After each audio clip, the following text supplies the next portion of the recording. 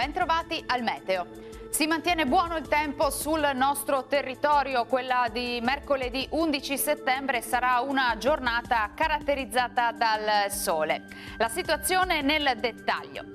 Sul Veneto avremo un ampio soleggiamento su tutti i settori. Il cielo si presenterà sereno o al massimo velato, specie sui rilievi, vedete, ma senza ulteriori conseguenze.